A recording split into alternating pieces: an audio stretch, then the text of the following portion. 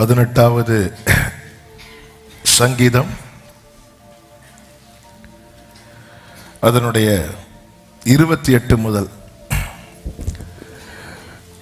37 வரை உள்ள வசனங்களை எல்லாரும் சேர்ந்து வாசிக்க போகிறோம். 28 முதல் 37 வரை உள்ள வசனங்களை பைபிள் கொண்டு வந்தவங்க எல்லாம் பைபிள் எடுத்து வச்சுக்கோங்க. பைபிள் கொண்டு வராதவங்க ஸ்கிரீன்ல பார்த்து கொள்ளுங்கள்.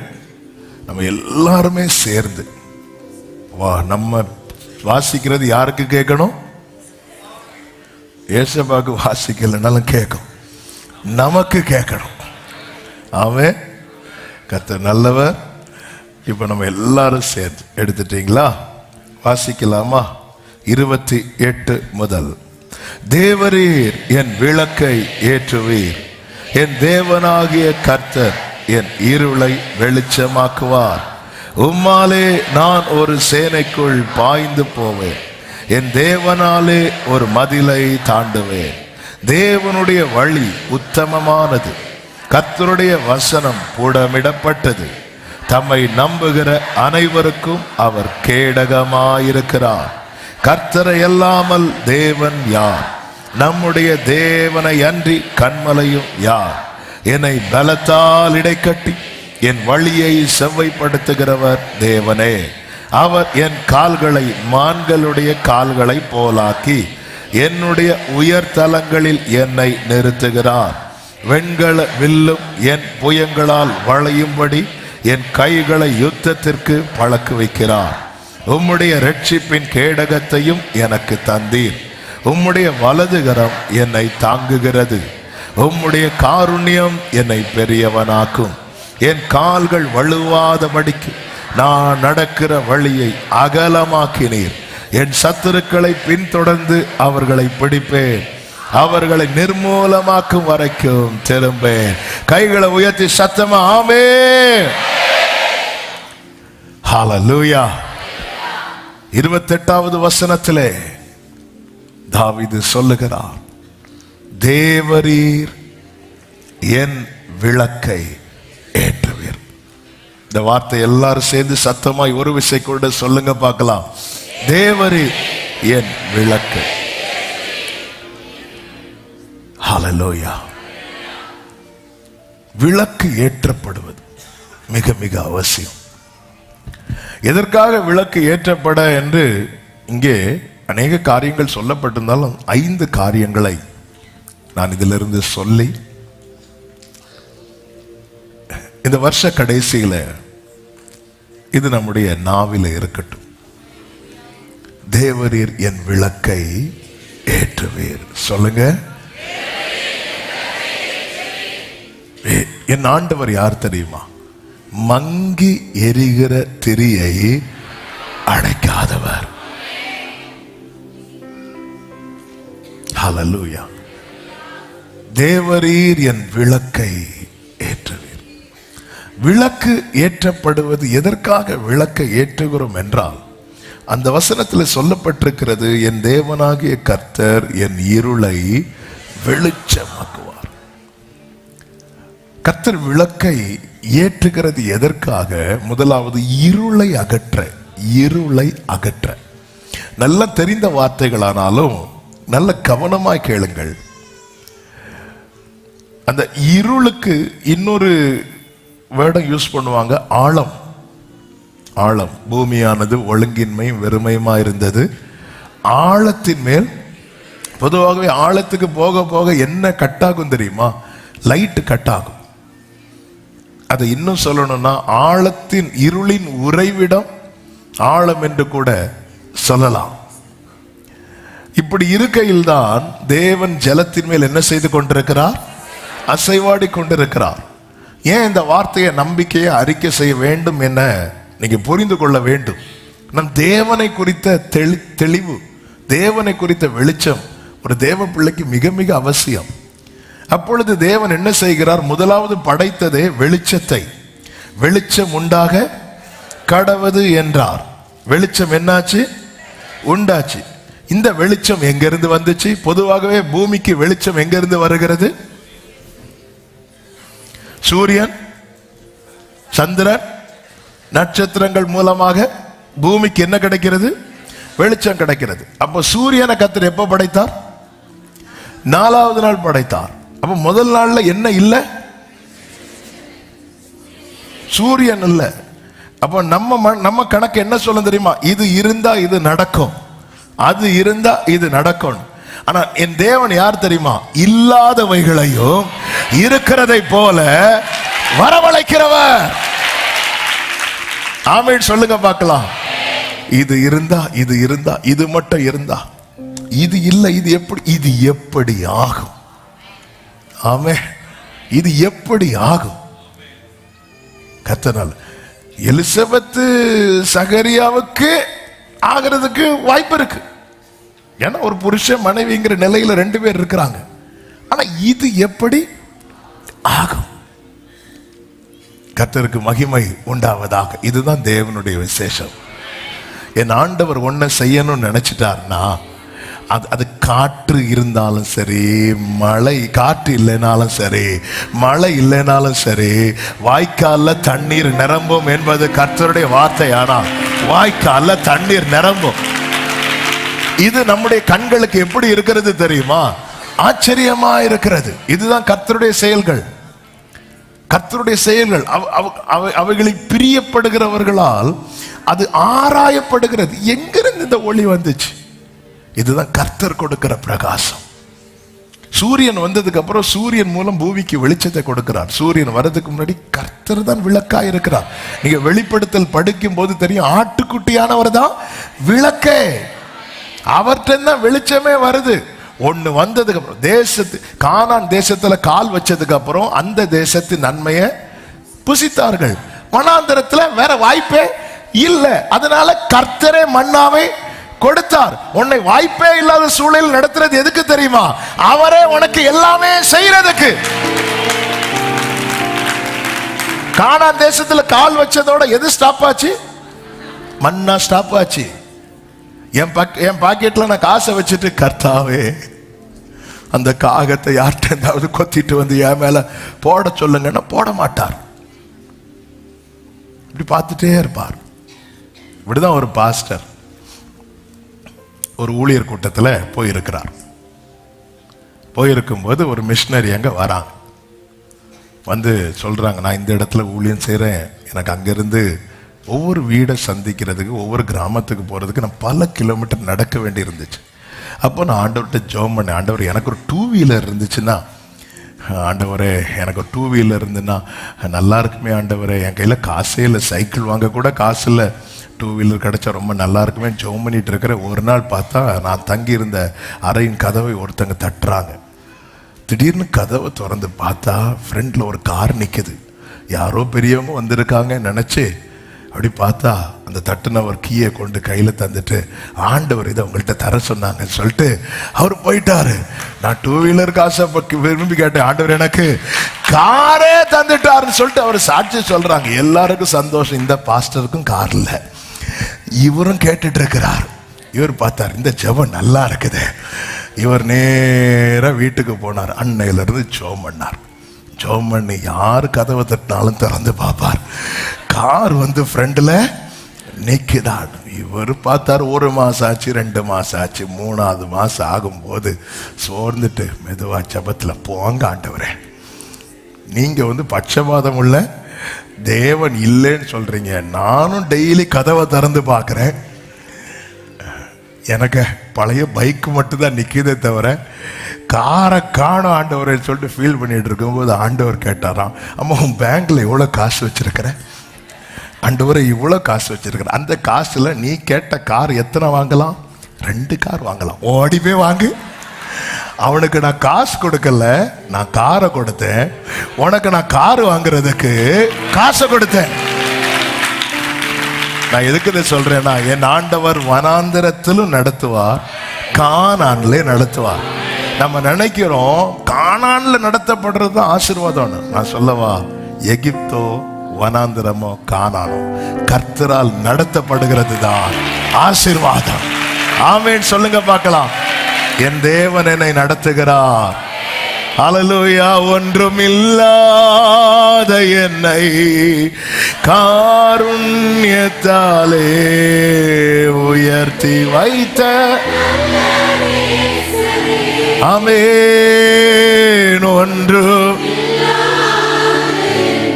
ஓ காருண்யத்தாலே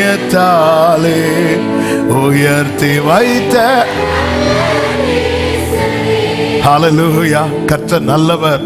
இப்ப நல்ல கவனிங்க, நான் செய்திக்குள் வர விரும்புகிறேன். வெளிச்சம் உண்டாக கடவது என்றார், வெளிச்சம் உண்டாயிட்டு. இப்போ அங்க என்னெல்லாம் இருக்குது? கரெக்ட். இருளும், ரொம்ப யோசிக்கண்டாம், அங்க இருக்கிறத இருளும் வெளிச்சமும் இருக்கு. அங்க என்னெல்லாம் இருக்குது? அப்ப எத்தனை இருக்கு? 2 இருக்கு. இதுல தேவன் எதை நல்லது என்று கண்டார்? வெளிச்சத்தை. இப்ப சொல்லுங்க, ஆண்டவர் விளக்கை ஏத்துவாரா? ஆமென். எதை வச்சு தாவீதை நீங்க சொல்றீங்க? தாவீது அடிக்கடி சொல்லுகிற வார்த்தை என்ன தெரியுமா? கர்த்தர் நல்லவர். ஹல்லேலூயா. எப்படிங்க அழைப்பார்? அவர் இருளையும் நல்லதென்று கண்டிருந்தால் என் வாழ்க்கையில இருள் இருக்கட்டும்னு விட்டிருப்பார். அங்க ஆரம்பத்துல இருள் மட்டும்தான் இருந்துச்சு, அவருக்கு அது பிடிக்கல. என் விளக்கு அணைவது என் ஆண்டவருக்கு பிடிக்கல. நான் இருளில் இருப்பது கர்த்தருக்கு பிடிக்கல.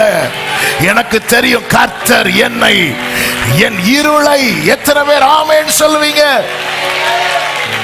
எனவே தான் ஆண்டவர் சொன்னார், உங்களில் எந்த மனுஷனானாலும், எந்த மனுஷனானாலும். இதுல எத்தனை பேர் இருக்கிறீங்க? நீ ரொம்ப மொழி பரபாசை எடுத்துட்டு வா. உங்களில் எந்த மனுஷனானாலும் தன்னிடத்தில் அப்பத்தை கேட்கிற தன் மகனுக்கு கல்லை கொடுப்பானோ அப்படிங்கிறார். என்கிட்ட ஆண்டவர் இதுதான் பேசிட்டு இருக்கிறார். இங்க பாரு, இருளும் இருக்கு, வெளிச்சமும் இருக்கு. நான் எதை நல்லது என்று கண்டேன்? வெளிச்சம் நல்லது என்று கண்டார். வெளிச்சத்தையும் இருளையும் தேவன் வெவ்வேறாக பிரித்தார்.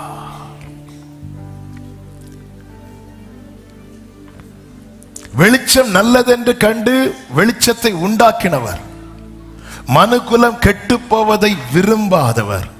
அப்படியே அதே போல எந்த மனுஷனையும் பிரகாசிப்பிக்கிற மெய்யான ஒளியாய் 2000 ஆண்டுகளுக்கு முன்பதாக என் ஆண்டவராகிய இயேசு கிறிஸ்து இந்த பூமியிலே வந்தார்.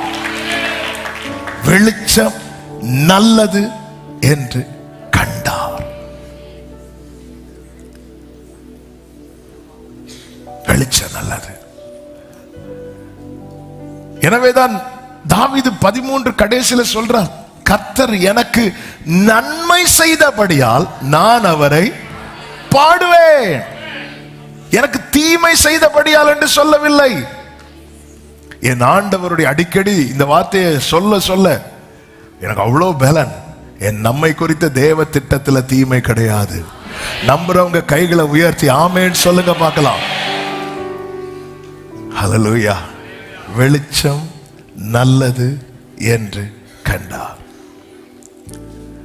எந்த மனுஷனாலும் தன்னிடத்தில் தன் மகன், எந்த மனுஷன், யார வேணாலும் கூட்டிட்டு வா, தேவன் இல்லை என்று சொல்லுகிறவனை அழைத்து கொண்டு வா.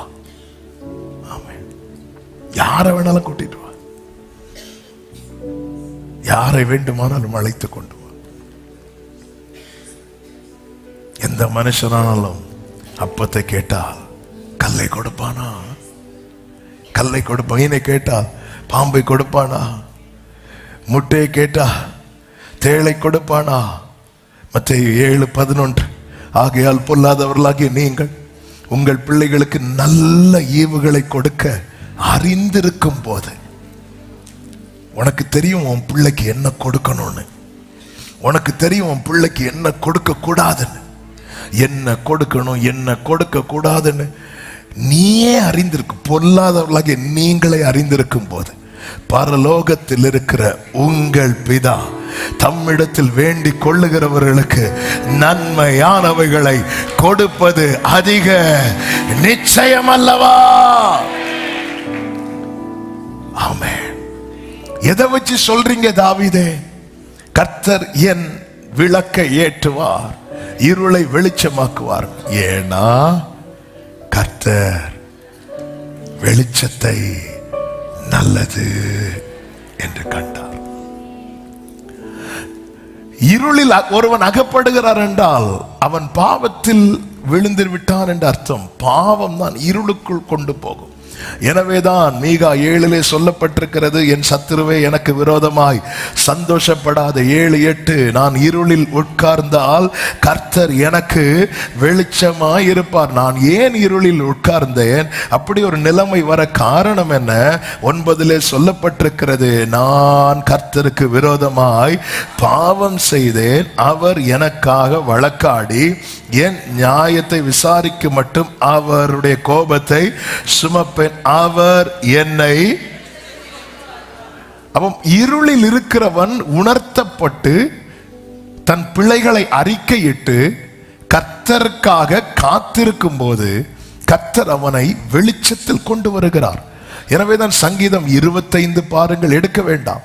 சங்கீதம் 40 ஆகட்டும், 41 ஆகட்டும், இப்படி ஒவ்வொரு சங்கீதங்கள்ல பார்க்கும்போது தாவீது தன் பிழைகளை கர்த்தரிடத்தில் வெளிப்படுத்துகிறதை பார்க்க முடியும். 32 தாவீது சொல்லுகிறார், என் பாவத்தை நான் அறிக்கையிட்டேன், நான் மறைக்காமல் அறிக்கையிட்டேன்.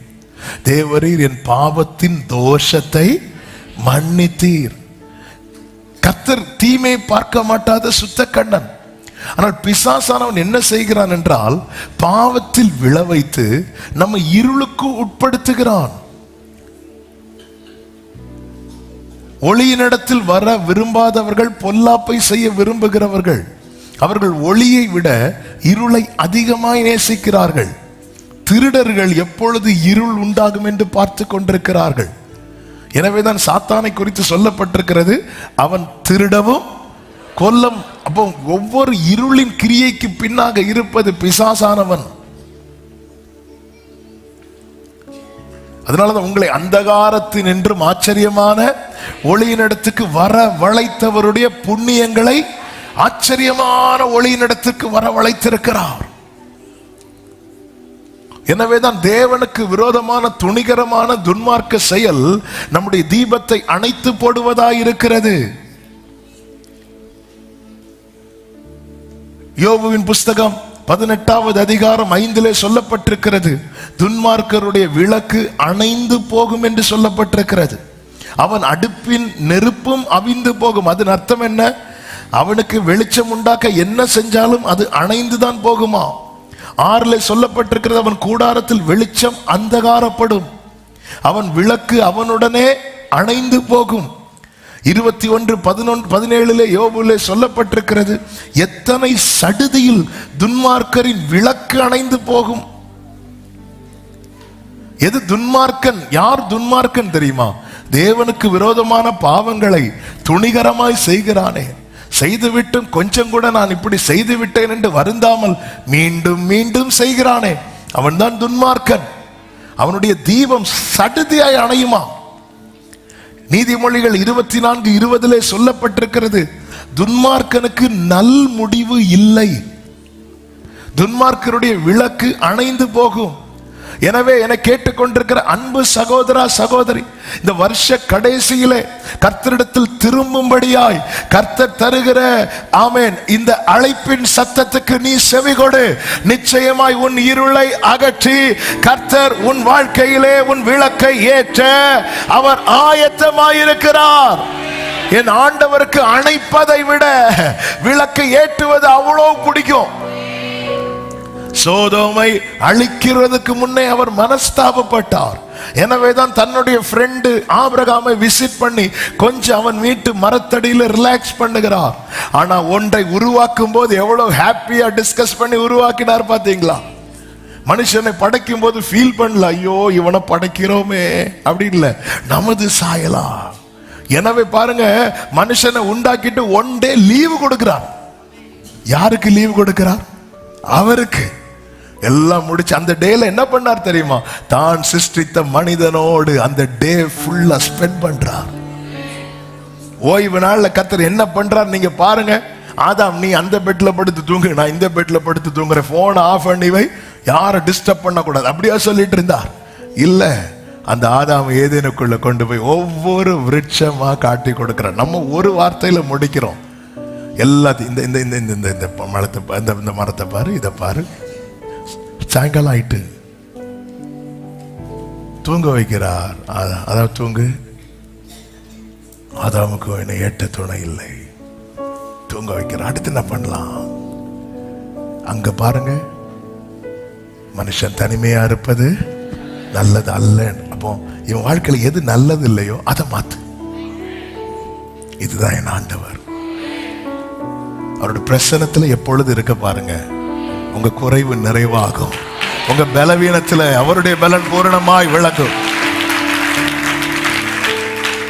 என் தேவன் எனக்காய் ஏதாகிலும்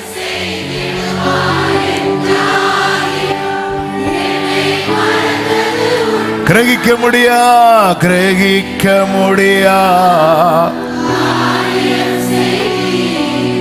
சர்வஞானியே, ஆமென். கிரகிக்க முடியா சர்வஞானியே. Praise the Lord. இருளை அகற்ற கர்த்தர் விளக்கை ஏற்றுகிறார். இரண்டாவதாக, கர்த்தர் எதற்காக விளக்கை ஏற்றுகிறார் என்று அந்த 18வது சங்கீதத்தில் நாம் படிக்கும் போது ஒரு காரியம் புரிந்து கொள்ள முடியும். நம்மை எழும்ப பண்ண. ஏனென்றால் தாவீதுக்கென்று தேவன் ஒரு ஸ்தானத்தை வைத்திருக்கிறார். அங்கே போய் தாவீதை அமர பண்ணணும். 18வது சங்கீதம் அதனுடைய 4-5 வசனங்களை பார்க்கும்போது, மரண கட்டுகள் என்னை சுற்றி கொண்டது, துர்ச்சன பிரவாகம் என்னை பயப்படுத்தினது, பாதாள கட்டுகள் என்னை சூழ்ந்து கொண்டன.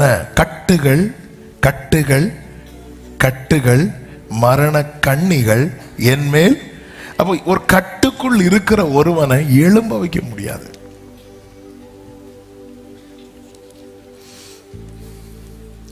ஃபுல்லா நாலா பக்கமும் கயிறு போட்டு தாவீது கட்டப்பட்ட நிலையில் இருக்கிறான். அதனாலதான் அடிக்கடி நெருக்கம் என்கிற வேர்டை தாவீது தான் ரொம்ப யூஸ் பண்ணுவார். நெருக்கத்தில் இருந்து. சங்கீதம் 54 கடைசியில் என்ன சொல்லப்பட்டிருக்கிறது? அவர் எல்லா நெருக்கத்தையும் நீக்கி என்னை விடுவித்தார். எல்லாம். அப்போ 1-2 நெருக்கம் கிடையாது. நெருக்கம் என்ன? ட்ரபிள், பிரச்சனை. இப்படிப்பட்டவன் சொல்லுகிறான், என் விளக்கை ஏற்றுவார் அப்படின்னு. கர்த்தர் விளக்கை ஏற்றும் போது இருள் அகலும். கர்த்தர் விளக்கை ஏற்றுறதுன்னா அவருடைய பிரகாசம், அவருடைய. இதுதான் தாவீது ஜெபிக்கிறோம், நம்முடைய முகத்தின் ஒளி எங்கள் மேல பிரகாசிக்க பண்ணும், எங்கள் மேல பிரகாசிக்க பண்ணும். உதிக்கிற உன் ஒளியின் இடத்தில் சொல்லப்பட்டிருக்கனால அர்த்தம் என்ன? கர்த்தர் பர்சனலா இதை சொல்லுகிறார். சூரியனை படைத்தது யாருக்காக? காமனா படைத்தார். ஆனால் இந்த இடத்திலே சொல்லப்பட்ட வார்த்தை என்ன தெரியுமா? எனக்காகவே கர்த்தர் தம்முடைய முகத்தின் ஒளியை என் மேல பிரகாசிக்க பண்ண போகிறார். அதாவது இரவில் அக்கினி ஸ்தம்பம் எதற்காக கொடுக்கப்பட்டது தெரியுமா? வெளிச்சம் காட்ட. அந்த அக்கினி ஸ்தம்பம் யாருக்காக கொடுக்கப்பட்டது? காமனா கொடுக்கப்பட்டது. ஆனால் மோசே மலையிலிருந்து இறங்கும் போது மற்ற முகங்கள் நார்மலா இருக்கு, மோசையின் முகம் மட்டும் பிரகாசித்தது. கர்த்தருடைய வார்த்தையை கூட்டத்தோடு இருந்து கேட்கிற உள்ளமே, இதை நீ உனக்கென்று எடுத்துக் கொள்வாயானால் உன் மேல கர்த்தருடைய ஒளி வருவதை எல்லா கண்களும் பார்ப்பார்கள். ஆமென் சொல்லுங்க பார்க்கலாம். அக்கினி ஸ்தம்பத்துக்கு அது காமனா, அது மோசைக்கும் ஆரோனுக்கும் சேம். இன்னும் ஏன் கோராகுக்கும் சேர்ந்தான். ஹல்லேலூயா. அது காமனா, இந்த காமன்லயே இருந்துட்டு போயிடும். காமனா வாக்குத்தத்தம், காமனா வாங்கிட்டு இல்ல, இதை தாண்டி போனோம். இந்த வருஷ கடைசியில பரிசுத்த ஆவியானவர் இந்த வார்த்தையை சொல்ல வைக்கிறார். அறிக்கையிடு, என் விளக்கை கர்த்தர் ஏற்றுவார், என் இருளை வெளிச்சமாக்குவார். எத்தனை கட்டுகள் பார்த்தீர்களா? அப்ப நீங்க எழும்ப கூடாது என்பது சத்ருவினுடைய சித்தமாய் இருக்கிறது. அந்த 3:4 ஒரு விசை கூட வாசியுங்கள். 18:3-4. மரண கட்டுகள், மரண கட்டுகள் என்னை சுற்றி கொண்டது, என்னை சுற்றி கொண்டது. துர்ச்சன பிரவாகம், துர்ச்சன பிரவாகம் என்னை பயப்படுத்தினது, பயப்படுத்தினது. பாதாள கட்டுகள், பாதாள கட்டுகள் என்னை சூழ்ந்து கொண்டது, சூழ்ந்து கொண்டது. மரண கண்ணிகள் என் மேல் விழுந்தது. என்னை சுற்றி கொண்டது, என்னை பயப்படுத்தினது, என்னை சூழ்ந்து கொண்டது, என் மேல் விழுந்தது. ஒரு மனுஷனை இல்லாம ஆக்குறதுக்கு இது போதாதா? ஆனால் 6 சொல்லுகிறார், எனக்கு உண்டான நெருக்கத்திலே கர்த்தரை நோக்கி கூப்பிட்டேன், என் தேவனை நோக்கி அபயமிட்டேன். தமது ஆலயத்திலிருந்து என் சத்தத்தை கேட்டார். என்னதன் அர்த்தம்? உங்க மேல எந்த கட்டு இருந்தாலும் நீங்க நோக்கி கூப்பிட்டார் கேட்கிற ஒரு கர்த்தர் உண்டு. ஹல்லேலூயா, ஹல்லேலூயா. நெருக்கத்தில் இருந்து உம்மை அழைத்தோம், உருக்கமாய் விசாலத்தில் அழைத்து வந்தீர். நெருக்கத்தில் இருந்து உம்மை அழைத்தோம், உருக்கமாய் விசாலத்தில் அழைத்து வந்தீர்.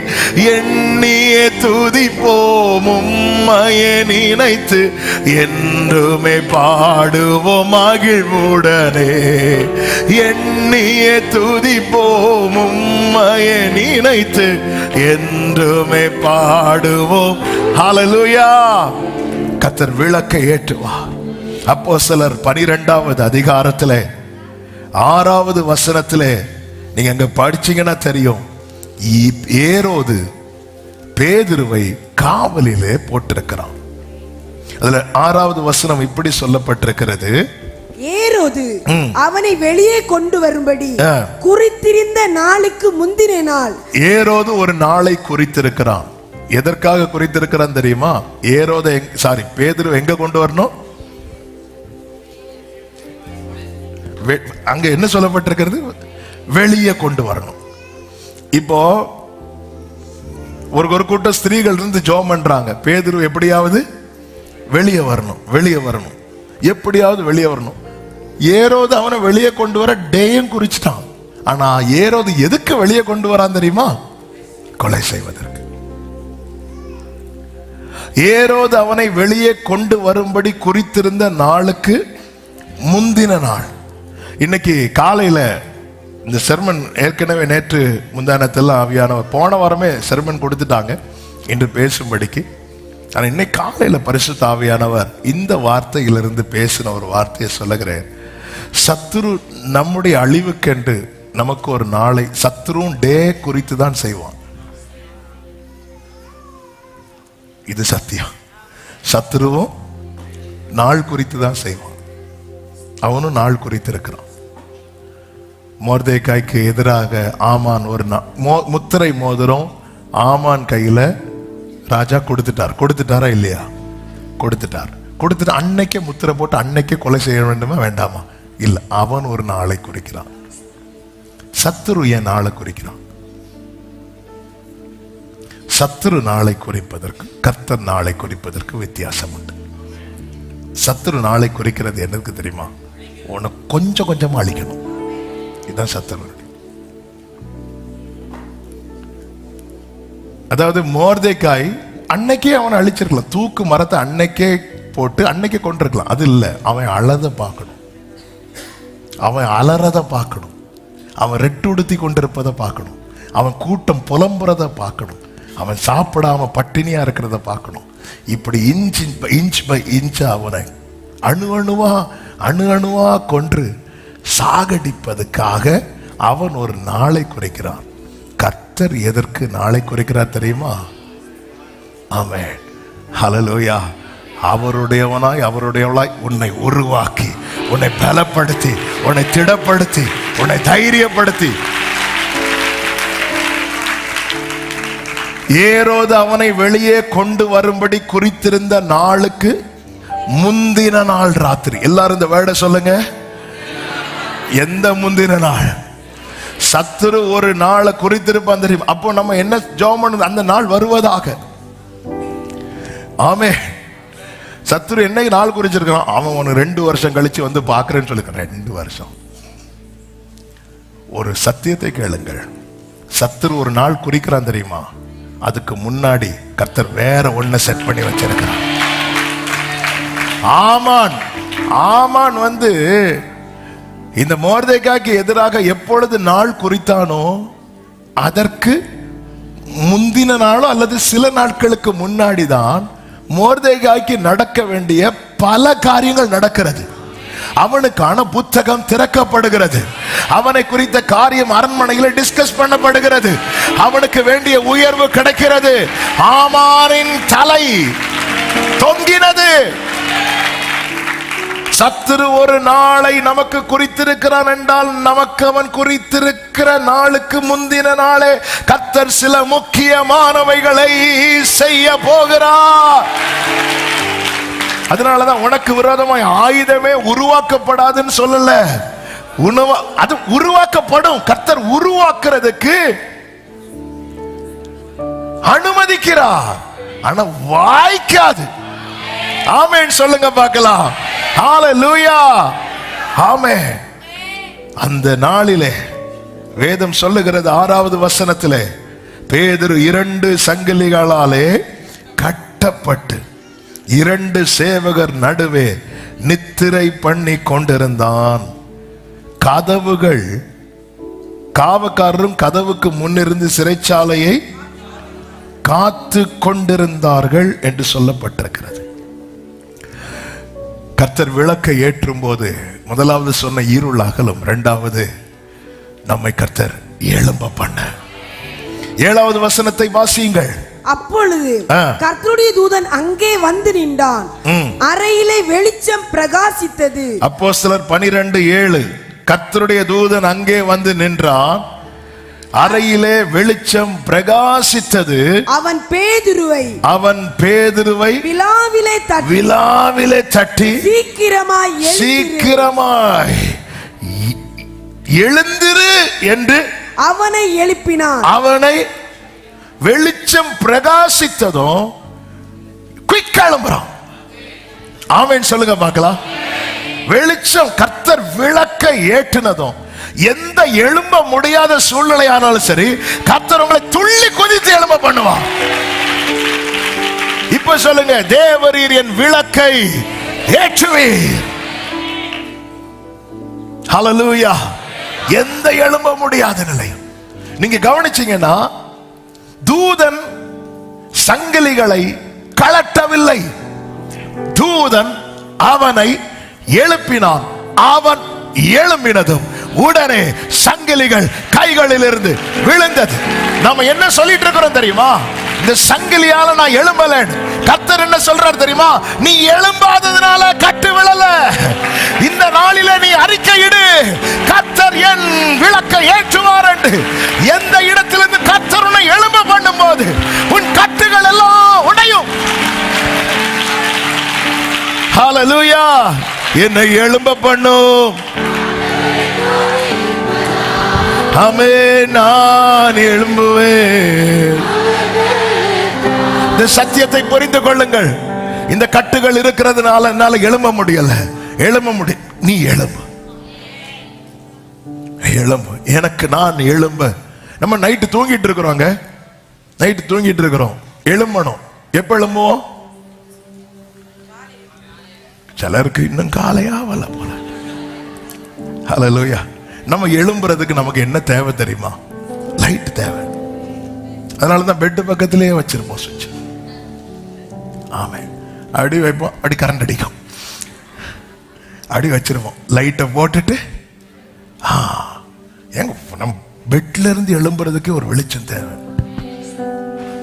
வெளிச்சம் இல்லாம எழும்புற என்ன ஆகும்? ஹாஸ்பிட்டல் பெட்ல இருப்போம். எழும்பி எங்கேயாவது அடிச்சு நம்ம சொந்த ரூம்ல டெய்லி பழகின ரூம்ல இருந்தாலும் நமக்கு இந்த ரூம் எனக்கு ரொம்ப பழக்கப்பட்டது.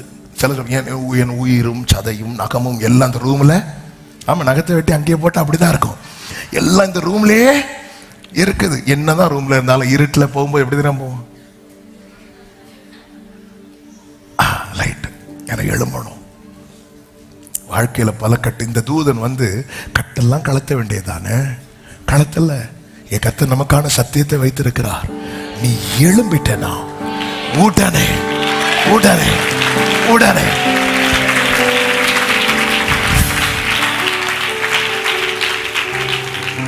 சொல்லுங்க, தேவரீர் என் விளக்கை ஏற்றுவேர் ஏற்றுவேர்.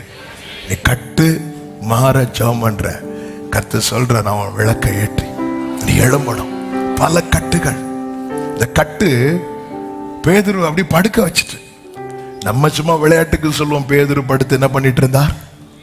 தூங்கிட்டு இருந்தார் அப்படி இப்படின்னு. அந்த கட்டு எழும்ப விடல. இருள் அவனை சூழ்ந்திருக்க கர்த்தர் இப்பொழுது அவனை எழுப்புகிறார். ஆமென். எழுப்பு, நீ எழும்பு. அவன் எழுந்த போது உடனே அவன் கைகளில் இருந்த சங்கிலிகள் விழுந்தது. தூதன் அவனை நோக்கி உன் அறையை கட்டி உன் பாதரட்சைகளை தொடுத்துக் கொள் என்றான். அவன் அந்தபடியே செய்தான். எழும்பி ரெடி ஆகிறான். தூதன் பின்னும் அவனை நோக்கி வஸ்திரத்தை போர்த்து கொண்டு என் பின்னே வா என்றான். 9வது வசனத்தை வாசியுங்கள். அந்தபடியே அவன் புறப்பட்டு அவனுக்கு பின் சென்று தூதனால் செய்யப்பட்டது மெய் என்று அறியாமல் தான் ஒரு தரிசனம் காண்கிறதாக நினைத்தான். பொதுவாகவே இருட்டில் பார்த்தே தான் சொப்பன்னு நம்ம நினைப்போம். நம்மால் நேரம் மாறி. ஹல்லேலூயா ஹல்லேலூயா ஆமென். அதாவது நான் இதுல இருந்து எழும்புறது, என் கட்டெல்லாம் கலந்து போறது, அதை நீங்க பார்க்க ஆரம்பிங்க. அப்படிதான் இருக்கும். அவர் சிறையிருப்பை திருப்பும் போது சொப்பனம் காண்கிறவர்கள் போல இருந்தோம். ஏன் அப்படின்னா இது சான்ஸே கிடையாது. அப்படி ஒரு இருள் அவனை சூழ்ந்திருக்கிறது. அதாவது எழும்பவே முடியாது அப்படிங்கிற நிலை ஒருத்தன் படுக்கதான் செய்வான். அதுக்கு ரெடி ஆயிடுவான்.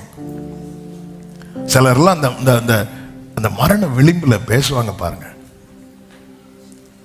அந்த மரண நேரத்தில் அவங்களுக்கு தெரிஞ்சிடும் நம்ம இனி பிழைக்க மாட்டோம் அப்படின்னு. உடனே கூப்பிட்டு சொல்லுவாங்க, அது பண்ணிரு, இது பண்ணிரு, அதை பார்த்துரு. கடந்த நாளில் ஒரு சகோதரர் அவருடைய மனைவிட்ட சொன்ன காரியத்தை சொன்னாங்க. கூப்பிட்டு பிள்ளைகளை பார்த்துருன்னா இன்னொருத்தர் கூப்பிட்டு சொன்னாராம், பிள்ளைகளை நல்லா படிக்க வச்சிருன்னு. ஏன்னா அவங்க அதுக்கு ரெடி ஆயிடுவாங்க. இதுக்கு மேல முடியாது, நம்ம சர்வை பண்ணிட மாட்டோம், நம்ம எழுப்பிட மாட்டோம்னு தெரிஞ்சா அதுல செட் ஆயிடுவாங்க. இப்படி எத்தனை பேர், எத்தனை அப்படிப்பட்ட இடத்துல ஒரு தூதனை அனுப்பி அந்த இடத்துல ஒரு வெளிச்சத்தை கட்டளையிட்டு அவனை எழும்ப பண்ணி அவன் கைகளில் இருக்கிற சங்கிலிகளை கீழே விழ வைத்து, தேவரீர் என் விளக்கை ஏற்றுவீர், எனது விளக்கு எரிய செய்வீர், எனது விளக்கு இரவை பகலாக்கினீ. ஆமென். ஐயா ஸ்தோத்திரம், இயேசையா ஸ்தோத்திரம். அப்பா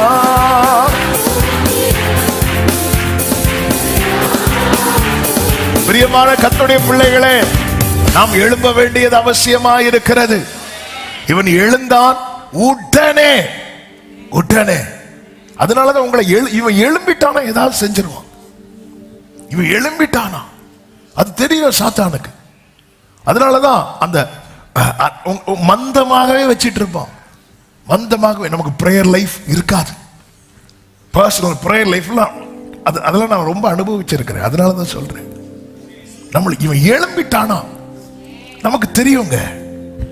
நீ நின்று கொண்டு பார். அப்படி பைபிள் அப்படிதான் இருக்கு. நீங்கள் எங்களுக்கு நிக்க பலன் இல்லை, நீங்கள் தரித்து நின்று கர்த்தர் உங்களுக்கு செய்யும் ரட்சிப்பை பாருங்கள் அப்படிங்கிறார். பேதுரு படுத்திருக்கும் போதே சங்கிலி கலர வேண்டியதானே? இல்ல, நீ எழும்பணும். பவுலும் சீலாவும் அடி அடி அடிச்சு கால்களை அந்த தொழு மரத்துல கட்டி போட்டிருக்கிறாங்க. அப்படியே மயக்கெல்லாம் தெளிந்து நடு ராத்திரியில பவுல் அப்படி கண்ணை திறக்கிறார். சீலாவை தட்டுறார். ஷீலா இல்ல, சீலாவை தட்டுறார். தட்டி எலும்பு. முடியல, எலும்பு. எலும்பியாச்சு. பாடும் பாடும். ஹல்லேலூயா. பாட வைக்கிறாரா? பாட வைக்கிறாரா? ஏன்னா அவர் ஒர்க் பண்ண ரெடியா இருக்கிறார். அஸ்திபாரங்களை அசைக்க நீ எழும்பணும், நீ பாடணும். இந்த வருஷ கடைசி எழும்ப முடியாத சிச்சுவேஷன். ஹல்லேலூயா, ஹல்லேலூயா, ஹல்லேலூயா. இன்னும் துதிப்பே,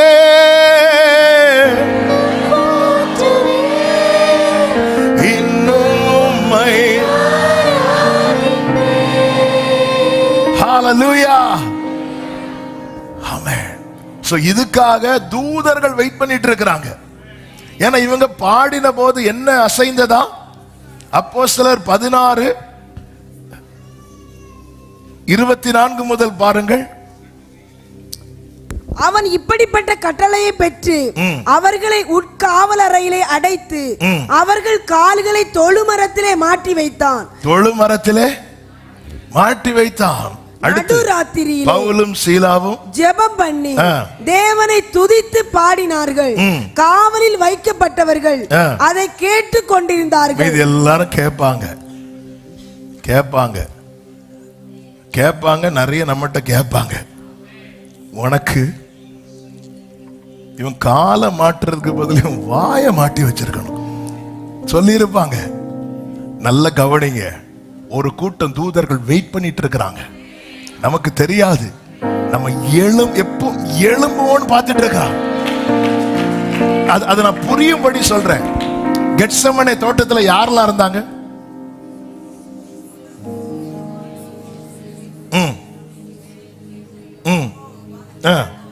12 சீசன் மொத்தம் முடிங்க. ஒன்னா சொல்லி டைம் ஆயிட்டு 12ல 1 போயிட்டு அவன் இப்ப வரான். வேற யாரெல்லாம் இருந்தாங்க? இயேசு, அடுத்து ஏசப்பா, ஆண்டவர், வேற எந்த ஜனங்கள்? சோல்ஜர்ஸ்ல இருந்தாங்க. வேற கரெக்டா அடிக்கிறீங்க. 12 லேகியோனுக்கு அதிகமான தூதர்கள் இருக்கிறாங்க, வெயிட் பண்ணிட்டு இருக்கிறாங்க. ஆனா இயேசு அதை செய்யல. ஏன்னா அந்த நாள் அந்தகாரத்தின் நாள். நல்ல கவனிங்க. நான் புரியும்படி சொல்றேன். இயேசு சொல்றேன், நான் கேட்டா என் பிதா 12, ஏன்னா அந்த தூதர்ல ஒருத்தன் வந்து இயேசுவை பலப்படுத்துறான். நான் சொல்றது நீங்க லூக்கால போய் படிச்சு பாருங்க, அப்படியே இருக்கும். ஒரு தூதன் வந்து பலப்படுத்துறான். அப்ப எல்லாரும் சுத்தி நிக்கிறாங்க. ஆனா அவர் கேட்கல. ஏன்னா இது உங்கள் வேலையா இருக்கிறது. இது அந்தகாரத்தினாள். இது கிரியை செய்யக்கூடாத ராக்காலம். அப்ப அதன் அர்த்தம் என்ன? நம்ம எழும்பிட்டோம்னா இவங்க அலர்ட் ஆயிருவாங்க, அவங்க ரெடி ஆயிருவாங்க. இயேசு நமக்காக ஒப்பு கொடுக்கப்படுவதற்காக அவர் சரண்டர் ஆயிட்டார். இல்லைன்னா அந்த இடத்துல ஒரு தூதன் விசிட் பண்ணதுக்கு 180,000 இல்ல, அந்த இடத்துல நிக்க முடியுமா? பேதுருவாது காதை தான் வெட்டினான். தூதன் பார்த்திருப்பாங்க, வேற பெரிய சாதிச்சுட்டு வந்துட்டான். எப்படி இருக்கும் அவருக்கு? பேதுருக்கு 2 டோஸ் கொடுத்தோன்னா தூதன் நினைச்சிருப்பார், நல்ல வேளை நம்ம போகல. நம்ம ஏன்னா அவர் ஆண்டவர்ல. பொதுவாகவே தூதர்கள்ல பணிவிடை ஆவிகள். பொதுவாகவே ஒரு ராஜா இருக்காருன்னா அவரை எப்படியாவது இம்ப்ரெஸ் பண்ணதுக்கு தான் ஏதாவது. அப்படி இருக்கும்போது எல்லாருக்கும் அப்படி பட்டயத்தை வச்சுட்டு இப்படி இருப்பாங்க. ஒருத்தர் வந்து கையை போட்டது உடனே பேதுரு எடுத்து காதை வெட்டினதும் ஒருத்தர் தூதன் முந்திட்டானே அப்படின்னு இருக்கும்போது பட்டயத்தை எடுத்தவன் பட்டயத்தாலே எப்பாடா நல்ல வேலை நம்ம போகல. ஏன்னா வெட்டி அவங்க முன்னாடி விழுந்தவர்கள் அநேகர் உண்டல்லவா. நான் எதுக்கு இதை சொல்றேன்னா, எல்லாம் ரெடியா இருக்கு, நீ மட்டும் எழும்பிட்டேனா.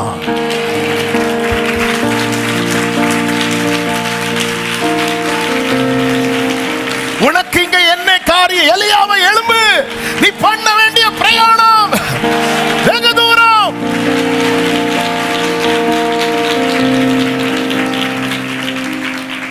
ஹல்லேலூயா. அவர்கள் 26வது வசனம், சடுதியிலே சிறைச்சாலையின் அஸ்திபாரங்கள். அங்க என்ன படிச்சோம் 12ல? உடனே. இங்க என்ன? சடுதியிலே சிறைச்சாலை அஸ்திபாரங்கள் அசையும்படி பூமி மிகவும் அதிர்ந்தது. உடனே கதவுகள் எல்லாம் திறவுண்டது. எல்லாருடைய கட்டுகளும் கலண்டு கைகளை உயர்த்தி சத்தமா ஆமென் சொல்லுங்க பார்க்கலாம். அப்போ எதுக்காக விளக்க ஏற்றணும்? நான் எழும்பணும். ஹல்லேலூயா, ஹல்லேலூயா. ஆண்டவர்ட்ட கேட்கணும், எதிலிருந்து இருந்து எழும்ப முடியல? எழும்பணும். பேதுருவை வெளியே கொண்டு வரும்போது அப்போஸ்தலர் 12வது அதிகாரத்துல நீங்க பாத்தீங்கன்னா 10வது வசனத்துல இப்படி சொல்லப்பட்டிருக்கிறது, அவர்கள் முதலாம் காவலையும் இரண்டாம் காவலையும் நகரத்துக்கு போகிற இருப்பு கதவண்டையிலே வந்தபோது அது தானாய் அவர்களுக்கு திறவுண்டது. அதின் வழியாய் அவர்கள் இந்த தூதனுக்கு பேதுருவை தூக்கிட்டு போக முடியுமா முடியாதா? தூதன் உள்ள எப்படி வந்தார்?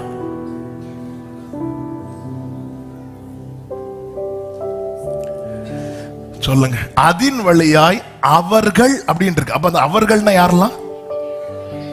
பேதுருவும் தூதன். அப்ப உள்ள எப்படி வந்தார்? திறக்கல, அது இப்பதான் ஓபன் ஆகுது. ஆமே. நமக்கான சில கதவை வந்து நம்ம அந்த இடத்துல போறது வர தூதனை கூட தொட விட மாட்டார். ஆமேன்னு சொல்லுங்க பார்க்கலாம். தூதனுக்கு எப்படி வேணாலும் வரலாம். ஹல்லேலூயா. தூதனுக்கு எப்படி வேணாலும் வரலாம். இந்த பூட்டிய அறைக்குள்ள தூதன் வந்து நிக்கிறான். மரியாள் வீட்டுல தூதன் வந்து காலிங் பெல் அடிச்சா வந்தார். ஹலோ போஸ்ட் அப்படியா? இல்ல. தூதனுக்கு எப்படி வேணாலும் வரலாம். ஆனா உனக்கு எப்படி வேணாலும் போகலாங்கிறது நியமம் கிடையாது. எந்த வழியா உன்னால பிரவேசிக்க முடியாது என்று உலகம் நினைக்குதோ அந்த பாதையில தான் கர்த்தர் உன்னை, நீ அந்த பக்கத்துல வரும்போது, இருப்பு கதவண்டையில் வந்தபோது அது எப்படி திறந்துச்சா? தானாய் அந்த ஆகாசம்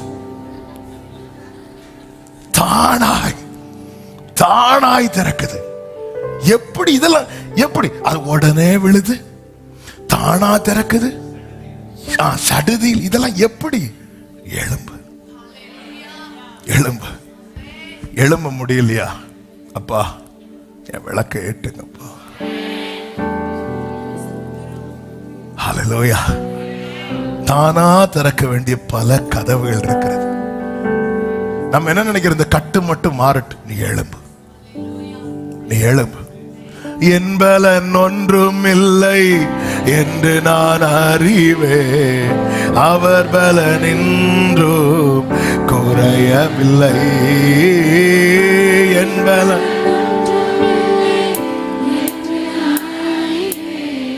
அவர் பலன் இன்றும் குறையவில்லை.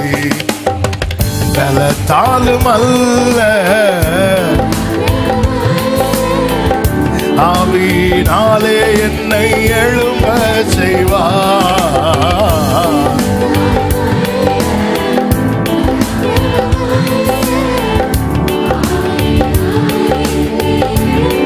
பிரியமானவர்களே, இந்த பவுலும் சீலாவும் ஆடினதும் பூமியின் அஸ்திபாரங்கள் அசைந்ததுன்னா, ஒரு 2 பேர் வர்ஷிப் பண்ணா இவ்வளவு எப்படிங்க நடக்கும்?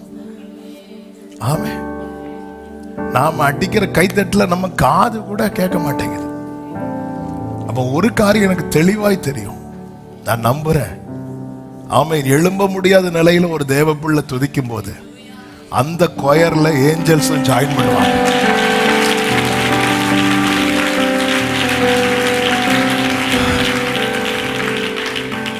பிரைஸ் பண்ண முடியாத சிச்சுவேஷன்ல நீங்க பிரைஸ் பண்ணுங்க, உங்க அறையில தூதர்களும் வந்து பாடுவாங்க. ஏன்னா ஆராதனைக்குரியவர் அங்க இருப்பார், அங்கதான் தூதர்களே வருவாங்க. ஹல்லேலூயா. நிக்க முடியாது. அஸ்திபார் கதவுகள் உடனே திறவுண்டது, எல்லார் கையில் இருக்கிற கட்டுகளும் கலண்டது. எழும்புங்க. எழும்புறதுக்கு நேரம் போகிறதுனால 3 காரியத்தை வேகமா சொல்றேன். 3வது எதுக்கு தெரியுமா? நாம் பலப்பட அல்லது நாம் ஆயத்தப்பட. எதுக்கு லைட்டை போடுறோம்? நாம் ஆயத்தப்பட. காலையில எல்லாரும் தூங்கிட்டு இருப்பாங்க, 5 மணிக்கு வேலைக்கு போகணும், வேற வழி இல்லை. என்னதான் ஆகும்? நம்ம லைட்டை போட்டுதான் ஆகும். காலையில ஒரு வீட்டில் லைட் எரியுதுனாலே அந்த வீட்டுல இருந்து ஒருத்தங்க ஆயத்தமாறாங்கன்னு அர்த்தம். ஆயத்தப்படணும். இங்கே தாவீது சொல்லுகிறார், அவர் என்னை பலத்தால் இடைக்கட்டி, என்னை பலத்தால் இடைக்கட்டி ஆயத்தப்படுத்த. எதற்கு தெரியுமா? இங்கே தாவீது என்ன சொல்லுகிறார் தெரியுமா? நான் ஒரு மதிலை தாண்டுவேன். பிரியமான கர்த்தருடைய பிள்ளைகளே, இதை நான் எக்ஸ்பிளைன் பண்ணல, டைம் இல்லாததுனால சொல்லுகிறேன். ஆவியானவர் சொல்லி தந்த காரியத்தை சொல்லுகிறேன். ஆமே. நல்ல கவனிங்க. ரெஃபரன்ஸ் மட்டும் நோட் பண்ணி வைத்துக் கொள்ளுங்கள். ஆதியாகமம் 49:22 யோசேப்பு குறித்து சொல்லப்பட்டிருக்கிறது. அவன் கனித்தரும் செடி, அதன் கொடிகள் சுவர் மேல் படரும். சுவர் மேல் படரும்னு அர்த்தம் என்ன? அந்த சுவர் மேல ஏறும். சில மதில நாம ஏற வேண்டி இருக்கும். யோசுவா 2:15 சொல்லப்பட்டிருக்கிறது, அந்த வேவு பார்க்க வர்றவங்களை அந்த ஜன்னல் வழியாய் இறக்கிவிட்டால் அந்த வீடு அவள் அலங்கத்தின் மதிலில் இருந்து. சில மதிலை விட்டு நம்ம என்ன செய்ய வேண்டி வரும் தெரியுமா? இறங்க வேண்டி வரும். இறங்கலைன்னா மதில் இடியும் போது கம்பெனி பொறுப்பு கிடையாது. நான் இது ஆவிக்குரிய கண்ணோட்டத்தோடு சொல்லுவேன். சிலதை விட்டு இறக்குவார். நான் ஆயத்தப்படுறது ஏறதுக்கு மட்டும் இல்லை, இறங்குறதுக்கும். ஏறதுக்கு மட்டும் இல்ல, போர்த்திபார் வீட்டுக்கு போறதுக்கு மட்டும் இல்ல, திரும்ப ஜெயிலுக்கு வர்றதுக்கும். நமக்கான ஸ்தானத்தில் வரும் வரைக்கும் நம்முடைய வாழ்க்கை எப்படி தெரியுமா இருக்கும்? ஏறி இறங்கி ஏறி அப்படிதான் இருக்கு. 104 சங்கீதம் 3 முதல் வாசிங்க கொஞ்சம் வேகமா. வேகம் சொல்லும் போது மெதுவா இருக்கா? 3 இல்லையா? தமது மேல் வீடுகளை தண்ணீர்களால் மச்சுப்பாவி, மேகங்களை தமது ரதமாக்கி காற்றினுடைய செட்டைகளின் மேல் வீடுகளை தண்ணீர்களால் மச்சுப்பாவி, மேகங்களை ரதமாக்கி காற்றினுடைய செட்டைகள் மேல் செல்லுகிறார். தம்முடைய தூதர்களை காற்றுகளாக. அடுத்த வசனம், பூமி ஒருபோதும் நிலை பெறாதபடி அதன் ஆதாரங்கள் மேல் ஸ்தாபித்தார். அடுத்த வசனம், அதை வஸ்திரத்தினால் மூடுவது போல ஆழத்தினால் மூடினீர். பர்வதங்களின் மேல் தண்ணீர்கள் நின்றது. அதாவது இந்த ஒரு தண்ணீருக்கு எவ்வளவு மேட்டர் நடக்குது பாருங்க. தூதர்கள் வரார், மேகத்தை ரதமாக்குறார், அங்க இங்கேயும் போகிறார், எல்லாம் செஞ்சுட்டு 7வது வசனம், அவைகள் உமது கண்டிதத்தால் விலகி ஓடி உமது குமுறலின் சத்தத்தால் விரைந்து போயிட்டு அவைகள் மலைகளில் ஏறி பள்ளத்தாக்குகளில் இறங்கி நீர் அவைகளுக்கு ஏற்படுத்தின இடத்தில் சென்றது. கர்த்தர் ஃபர்ஸ்ட் எல்லாத்தையும் செட் பண்றார். ஸ்தாபித்தார், மூடினார், எல்லாம் ரெடி பண்ணி வச்சுட்டு ஒரு சத்தம் போடுவார் பாருங்க. அதுதான் உங்களுடைய குமுறல், உங்களுடைய சத்தம். பிள்ளைங்களை ஸ்கூல்ல எழுப்பும் போது பார்த்திருக்கீங்களா? காலைல 6 மணிக்கு மக்களே எழும்பு, 7 மணிக்கு எழும்பு, 8 மணிக்கு எழும்புறியா நான் வரவா? அதுதான் அங்க நடக்கு. இதுதான் நடக்கு. அதான் உங்க கண்டிதத்தால் விலகி ஓடி. அதான் என் பொண்ணு சொல்லுவா, எனக்கு டேடி எல்லாத்துலயும் பிடிக்கும், ஆனா அந்த மார்னிங் எழுப்புறதுல மட்டும் பிடிக்காதுட்டா. இப்ப நான் சொன்னேன்ல, அதான் எதுக்கு தெரியுமா? அவர் ஏற்படுத்தின. ஆண்டவர் உங்களை இப்படி இப்படி வைக்கிறாரா, ஏறி இறங்க பண்ணுகிறாரா, உங்களுக்கு ஒரு பெஸ்ட் ஏற்படுத்தி வச்சிருக்கிறார். ஜீவன் இல்லாத தண்ணீர் இல்ல, அதுக்கு ஆண்டவர் என்னெல்லாம் செட் பண்றார் பாருங்க. அதுக்கான ஒரு இடத்தை செட் பண்ணி மேகங்களை, அதாவது நீங்க இந்த வசனத்தை இப்ப நான் சொல்ற அந்த 3வது வசனத்தை பாருங்க. 3ல தமது மேல் வீடுகளை தண்ணீர்களால் மச்சுப்பாவி. நான் அதை நம்முடைய வாழ்க்கையை வைத்து சொல்லுகிறேன். பிளான்லாம் மேல நடக்குது. மேகங்களை தமது ரதமாக்கி காட்டினுடைய செட்டைகளின் மேல் செல்லுகிறார். பரலோக திட்டத்தை பூமியில் நடப்பிக்க அவர் டிராவல் பண்றாருங்க. டிராவல் பண்ணி பாதையை ரெடி பண்றாரு, பிளேஸ் ரெடி பண்றாரு. எவ்வளவு தூரத்துல இவன் எந்த இடத்துல இவனுக்கு லைஃப்ல ஏற்றம் இருக்கும், எந்த இடத்துல இறக்கம் இருக்கும், எனக்கு கரெக்டா எல்லாம் செட் பண்ணி வச்சுட்டு இங்க போடானா நான் போக மாட்டேன், நாம் இங்கே இருப்பது நல்லது. ஆண்டவர் பார்த்தார், போறியா இல்லையா? கண்டிதத்தான். சில நேரத்துல ஆண்டவர் நம்மளை நடத்துறது ரொம்ப கடினமா நடத்துறது போல இருக்கும். இல்ல, நாளானது விளங்கப்படும். ஏங்க, யோபு லைஃப்ல கர்த்தர் அனுமதித்ததை வச்சு பார்த்தா கர்த்தரை இரக்கம் உள்ளவர்னா சொல்லுவோம் இல்ல. ஆனா யோபுவின் லைஃப் உடைய முடிவுல கர்த்தர் செய்ததை வைத்து யாக்கோபு எழுதுகிறார், அவர் மிகுந்த உருக்கமும் இரக்கமும் உள்ள கர்த்தர். ஆண்டவர் எனக்கு நன்மையை தான் செய்கிறார். சில மதில ஏற வேண்டி இருக்கும், சில மதில இறங்க வேண்டி இருக்கும். யோசுவா 6:20 சில மதில இடிக்க வேண்டி இருக்கும். எக்காலம் ஊதி மதில இடித்து சில மதில இடிக்க வேண்டி இருக்கும். சங்கீதம் 18:29 சில மதில்களை தாண்ட வேண்டி இருக்கும். அதை டச் பண்ணாதேங்கிறார். தாண்ட வேண்டி சில காரியத்துல கடந்து போனோம். நம்ம அங்க நின்று அவன் என்ன இப்படி சொல்லிட்டான், இவன் என்ன இப்படி பார்த்தான், அவங்கள பார்த்து பல்ல காட்டி சிரிச்சாங்க, என்ன பார்த்து ஒரு சைடோட செல்ஃபி சிரிச்சிருக்கிறாங்க. இதெல்லாம் இன்னைக்கு அநேகருடைய புலம்பல். இதை தாண்டி போ. விளக்கு இல்ல. நம்ம சில இடத்துலயே நம்ம ஸ்ட்ரகிள் பண்ணிட்டு இருக்கிறோம்ல. இயேசுவை பார்த்து என்ன கேள்வி கேட்டாங்க தெரியுமா? எங்களுக்கு எங்க அப்பாவை தெரியும்ட்டாங்க. எவ்வளவு ஹர்ட் ஆகக்கூடிய வார்த்தை தெரியுமா? ஏன்னா மரியாள் திருமணத்துக்கு முன்னாடி கன்சீவ் ஆறாங்க.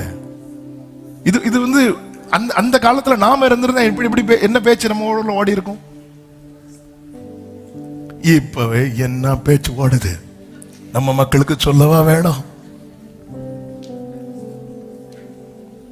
1.5 இன்ச்சு நாக்க வச்சு 1.5 கிலோமீட்டருக்கு பேசுவாங்க. எல்லாம் கேட்டுட்டு இப்ப ஏசுட்ட கேட்கிறாங்க, எங்களுக்கு எங்க பிதாவை தெரியும் அப்படிங்கிறாங்க. வேதம் சொல்லுது, அவர் கடந்து போனார். போயிட்டே இருக்கிறார். சில மதில அதை டச் பண்ண கூடாது. அந்த இடத்துல இருந்து எக்காலத்தை ஊதி பாப்பா வச்சிட்டு இருக்க கூடாது. இடிக்க வேண்டியது எரிகோ மதில. இதெல்லாம் நீ தாண்டி போ. நீ தாண்டு. அதுக்குதான் உன் காலை கர்த்தர் மான் கால்களை போல ஆக்குகிறார். சகிக்க நியமிக்கப்பட்டிருக்கிறீர்களே அப்படின்னு பைபிள்ல இருக்கு. நியமித்திருக்கிறார். சில மதில்களுக்கு முன்பாக அடங்கி இருக்கணும். ஓசியா 2:6 நான் உன் வழியை முள்ளுகளினால் அடைப்பேன், அவள் தன் பாதைகளை கண்டுபிடிக்க கூடாதபடிக்கு மதிலை எழுப்பேன். இதுக்கெல்லாம் கர்த்தர் என்ன பண்றாரு தெரியுமா? நம்மள ரெடி பண்ண. ஆண்டவர் அவங்க தாண்டாங்க, நீ தாண்டாத இந்த இடத்துல அடிக்கிற. தேவரீர் என் விளக்கை ஏற்றுவீர். எதற்காக? நான் பலப்பட, நான் ஆயத்தப்பட. ஏற வேண்டிய மதில ஏறணும், இறங்க வேண்டிய மதில இறங்கணும், இடிக்க வேண்டிய மதில இடிக்கணும், தாண்ட வேண்டிய மதில தாண்டணும், அடங்கி இருக்க வேண்டிய மதில் அடங்கி இருக்கணும். கர்த்தருக்கு தெரியும் செட் பண்றது கர்த்தர். God is in control. எல்லாவற்றையும் தீர்மானிக்கிறவர் பரலோகத்தில் இருக்கிற எங்கள் பிதா. ஆமென் சொல்லுங்க பார்க்கலாம். 4வதாக இந்த விளக்கு ஏன் ஏற்றப்பட வேண்டும் தெரியுமா? சங்கீதம் 18 அதனுடைய 33 சொல்லப்பட்டிருக்கிறது, அவர் என் கால்களை மான்களுடைய கால்களை போலாக்கி என்னுடைய உயர் தலங்களில் என்னை நிறுத்துகிறார். இப்போ நிக்க வைக்கிறார். நிறுத்துகிறார் அப்படிங்கிறார். அதன் அர்த்தம் என்ன? லைட்டை போடுறதே நம்ம காண வேண்டியதை காண, நம் பக்கத்திலேயே தான் தேவையான பொருளை வச்சிருப்போம். கரண்ட் போயிரும், வலது பக்கத்துல இருக்கும் டார்ச் இடது பக்கத்துல தேடிட்டு இருப்போம். இருள் நம்மை தடவி திரிய வைக்கும். என்னுடைய உயர்த்தலம். அதனாலதான் தாவீது ஷார்ட்கட் வேஸ்ல எதையுமே அவன் அடைய விரும்பல. ஏன்னா அவனுக்கு வெளிச்சம் இருக்கு, வெளிச்சம் இருக்கு. செத்தவனை போல எல்லாராலும் முழுவதும் மறக்கப்பட்டதுக்கு அப்புறமும் தாவீது அவன் பாட்டுக்கு பாடிட்டு இருக்கிறான். ஏன்னா அவனுக்கு தெரியும், என்னுடைய உயர்தலத்துல கர்த்தர் என்னை தான் நிக்க வைப்பான். அதை கர்த்தர் பார்க்க வைக்கிறார். எனவே தான் தாவீது ஆண்டவரை பார்த்து சொல்லுகிறார், தேவரீர் என்னை இதுவரை கொண்டு வந்ததற்கு நான் ஏமாத்திரம், என் வீடு ஏமாத்திரம், ஒண்ணுமே கிடையாதப்பா. இதுவரை கொண்டு எல்லாத்தையும் அவன் பார்க்கிறான். கர்த்தர் விளக்கை ஏற்றும் போது நாம் காண வேண்டியது நம்முடைய கண்கள் காணும். ஐந்தாவதாக அதே 18வது சங்கீதம் 37வது வசனம், என் சத்துருக்களை பின்தொடர்ந்து அவர்களை பிடிப்பேன், அவர்களை நிர்மூலமாக்கும் வரைக்கும் திரும்பேன். ஆமென். எதுக்கு விளக்கேற்றா தெரியுமா? நாம் செய்ய வேண்டியதை செய்ய, நாம் செய்ய வேண்டியதை செய்யணும். இயேசு சொல்லுகிறார் யோவான் 9:4, பகற்காலம் இருக்கும் மட்டும் நான் என்னை அனுப்பினவருடைய கிரியைகளை செய்ய வேண்டும். வீட்டுல திடீர்னு 4 மணிக்கு கிச்சன்ல லைட் எரியுதுன்னா அந்த வீட்டுல என்ன நடக்குது? சமையல் நடக்குது. ஆமென். சில சகோதரர்கள் தான் நிப்பாங்க, ஆனாலும் நமக்கு என்ன தெரியும்? சமையல் நடக்குது, அந்த இடத்துல ஏதோ ஒரு வேலை நடக்குது. திடீர்னு ரோட் சைட்ல நைட் லைட் கட்டுவாங்க, எதுக்கு தெரியுமா? வேலை நடக்குது. நம்ம செய்ய வேண்டியதை செய்யணும். இருள ஒண்ணுமே செய்ய முடியாது. இயேசு தம்முடைய வாழ்க்கையை மாதிரியா காட்டித்தாரார். அந்த இடத்துல சத்துருக்கள் போட்ட ஆலோசனை நடக்குது. இயேசுவை கையை கட்டி கொண்டு போறாங்க. ஏன்? இது அந்தகாரத்தின் வேளை என்று இயேசு சொல்லுகிறார். எனவேதான் இயேசு சொல்லுகிறார், பகற்காலம் இருக்கும் மட்டும் நான் என்னை அனுப்பினவருடைய கிரியைகளை செய்ய வேண்டும். நாளைக்கு பார்த்துக்கலாம், நாளைக்கு பார்த்துக்கலாம், நாளைக்கு பார்த்துக்கலாம். இப்போ ஒண்ணு செய்யணும்னு ஆண்டவர் ஏவுறார். உடனே நம்ம என்ன சொல்லுவோம் தெரியுமா? இந்த வருஷம் முடிய இன்னும் 3 நாட்கள் தான் இருக்கிறது. கரெக்டா 1ஆம் தேதியில இருந்து. எந்த 1ஆம் தேதி? இப்படி எத்தனை 1ஆம் தேதியை பார்த்தாச்சு? இல்ல, பகற்காலம் இருக்கும் மட்டும் நான் என்னை அனுப்பினவருடைய கிரியைகளை செய்ய வேண்டும். ஒருவனும் கிரியை செய்யக்கூடாது, ராக்காலம் வருகிறது. கர்த்தர் விளக்கை ஏற்றார். நாம் செய்ய வேண்டியதை செய்து முடிக்க வேண்டும். பிரயாசம் பல நேரத்தில் தோல்வியில் வரும். கவலைப்படாதீங்க, சோர்ந்து போகாதீங்க. ஹல்லேலூயா. மோசே மாதிரி நம்ம ஒண்ணு நினைப்போம். ஒரு விசை 40வது வயதுல மோசே ஒரு காரியத்தை செய்ய நினைச்சான். ஒருத்தங்க டிஸ்கரேஜ் பண்ணிட்டாங்க. அவன் நினைச்சது மாதிரி நடக்கல. அவன் எல்லாத்தையும் விட்டுட்டு வந்துட்டான். ஆனா கர்த்தர் அவனை பலப்படுத்தி, அங்க கூட பாருங்க, முச்செடியில் அக்கினி தான் வெளிப்படுகிறது, வெளிச்சம் தான் வருது. கர்த்தர் திரும்ப அனுப்புகிறார். பார்வோன் சமூகத்திலிருந்து மோசே எத்தனை முறை துரத்தப்பட்டான் தெரியுமா? 1 2 அல்ல, 7 8 முறை 10 முறை துரத்தப்பட்டான். ஆனாலும் திரும்ப போறான். ஏன் தெரியுமா? நான் செய்ய வேண்டியதை செஞ்சுதான் ஆகணும். நான் விழுந்தாலும் எழுந்திருப்பேன். ஹல்லேலூயா. ஒரு ராஜாவை குறித்து சொல்லப்பட்டிருக்கிறது. அவர் தோல்வியை 3 முறையோ 4 முறையோ தோல்வியை கண்டு ஒரு குகைக்குள்ளே போய் இருக்கும் போது, இப்படி தோத்துட்டேனே என்று நினைக்கும் போது, அங்கே ஒரு சிலந்தி வந்து வலை கட்டுது. அது கெட்டது விழுது, கெட்டது விழுது, கெட்டது விழுது. அதுக்கப்புறம் அது கெட்டி பிடிச்சிட்டு அவர் அதை பார்த்துட்டு போய் ஜெயிச்சிருக்கிறார் 2வது. இப்படி சரித்திரம் சொல்லுகிறது. தேவ பிள்ளை, நமக்கு தேவ நம்பிக்கையா காட்டுறது சிலந்தி அல்ல, ஜீவனுள்ள வார்த்தை. என் தேவன் யார் என்று ஒரு வார்த்தையை சொல்லி நான் செபிக்க விரும்புகிறேன். 71வது சங்கீதத்திலே தாவீது இப்படி சொல்லுகிறான். 71 அதனுடைய 20 21 வாசிக்கிறேன், கேளுங்கள். அநேக இக்கட்டுகளையும் ஆபத்துகளையும் காணும்படி செய்த என்னை நீர் திரும்பவும் உயிர்ப்பித்து, திரும்பவும் என்னை பூமியின் பாதாளங்களில் இருந்து ஏற பண்ணுவீர். என் மேன்மையை பெருக பண்ணி என்னை மறுபடியோ தேற்றுவீர். கர்த்தர் என் விளக்கை ஏற்றுவார். வலது கரத்தை உயர்த்தி சொல்லுங்க, தேவரீர் என் விளக்கை ஏற்றுகிறீர். தேவரீர் என் விளக்கை ஏற்றுவீர். எல்லாரும் அப்படி எழுந்து நிற்கலாமா? ஹல்லேலூயா. என்னை எழும்ப பண்ணும் ஆண்டவர் என்னோடு இருப்பதா நான் எழும்புவேன் அவர் பலத்தால். என்னை எழும்ப பண்ணும் நான் எழும்புவேன். என் வாழ்வை இடிக்கும், என் வாழ்வை இடிக்கும் சத்துருவை காட்டிலும் என் வாழ்வை கட்டும் தேவன் பலமுள்ளவர். நல்ல கையை தட்டி சின்ன பிள்ளைங்க பெரியவங்க எல்லாரும் ஆமே. சத்துரு இடிக்க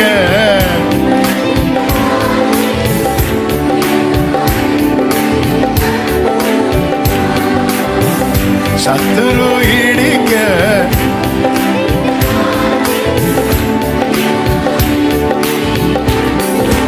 ஓ என்னை எழும்ப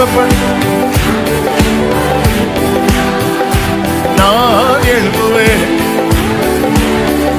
அறிக்கை செய்யுங்க, அறிக்கை செய்யுங்க. உடனமலரதரமோ என் பலன் ஒன்றுமில்லை, என் பலன் ஒன்றுமில்லை என்று நான் அறிவேன். அவர் பலனின்றோ குறையவில்லை என்று நான் அறிவேன். ஓ பலத்தாலும் அல்ல, பலத்தாலும் அல்ல, ஆவியினாலே பலத்தாலும் அல்ல, ஆவியினாலே. ஆமே என்னை எழும்ப பண்ணு நான் எழும்பு. ஹல்லேலூயா. என்னை எழும்ப பண்ணு நான் எழும்பு. என்னை எழும்ப பண்ணும். என்னை நீ எழும்பு. உன் கட்டுகள் உடையும், கதவுகள் திறக்கப்படும். இருப்பு கதவானாலும் திறக்கப்படும். எந்த வழியா நீ போகக்கூடாது என்று சத்துரு நினைத்தாலும் அதே வழியா ஓ எனது விளக்கு, எனது விளக்கு எரிய செய்வி. ஆமே. ஓ இரவை பகலாக்கினி, இரவை பகலாக்கினி. எனது விளக்கு, எனது விளக்கு. Jesus, Jesus. ரோரே இரவை பகலாக்கினி, இரவை பகலாக்கி. அப்பா அப்பா ஸ்தோத்திரம். ஆமே. ஒரு அலமாமா சேரே. ஒரு விசை கூட அறிக்கை செய்யுங்க. எனது விளக்கு எரிய செய்வி, எனது விளக்கு.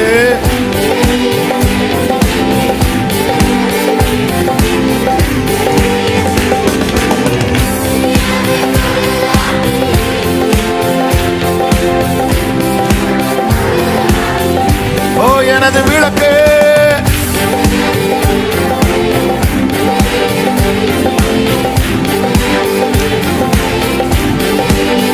உடனமா சேரே அந்தரே ரேமலரோ சந்தனரே உடராலராதராலரே.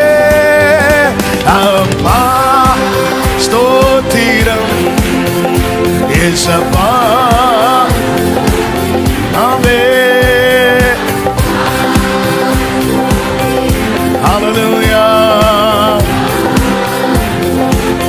அப்பா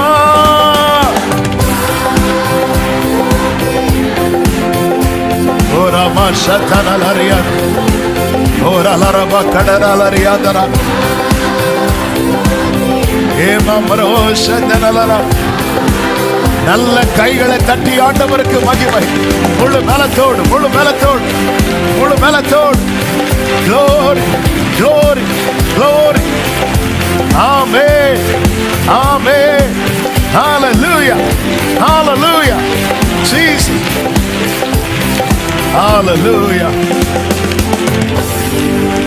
வலது கரத்தை வானத்துக்கு நேராக உயர்த்தி இடது கரத்தை இருதயத்தில் வைத்து, தேவரீர் என் விளக்கை ஏற்றுவேன்.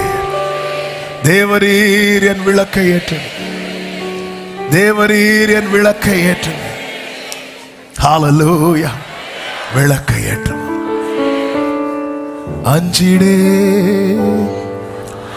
அஞ்சிடே என் இயேசு என்னோடிருப்பதா. அஞ்சிடே அஞ்சிடே என் இயேசு என்னோடிரு.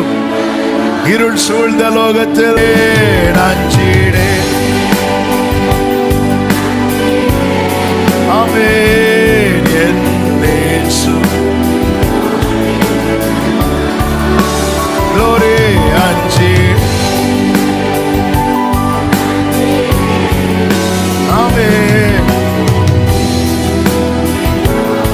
சொல்லுவோம். மரண பள்ளத்தாக்கு, மரண பள்ளத்தாக்கில் நான் நடந்த வேளைதனில், மரண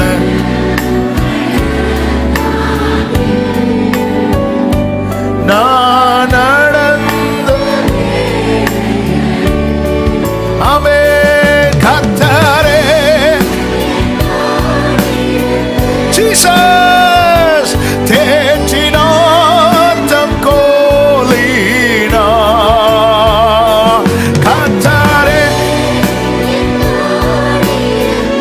தேற்றினாரே தேற்றினார். ஆமென். பாத்திரம் நிரம்பி வழிய ஆவியா அபிஷேகித்தார். பாத்திரம்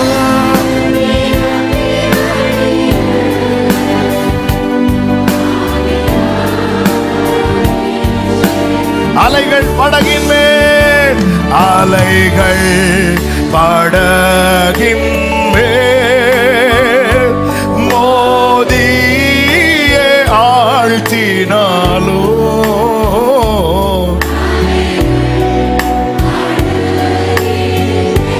glory.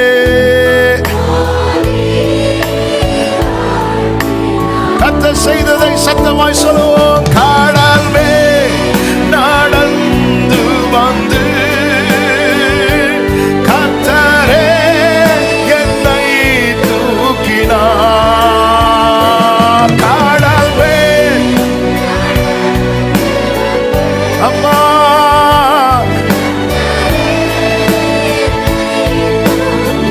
அடல் நீக்கியவர், அடல் நீக்கியவர், அமைதிப்படுத்தினார், அமைதிப்படுத்தினார்.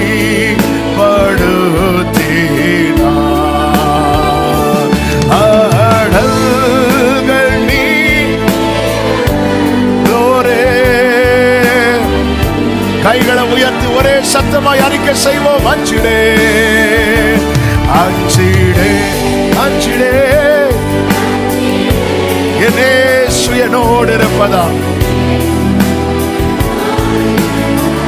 ஆமென். அஞ்சிடே நம மலகர அச்சனரோ என் இயேசு என்னோடு இருப்பதா.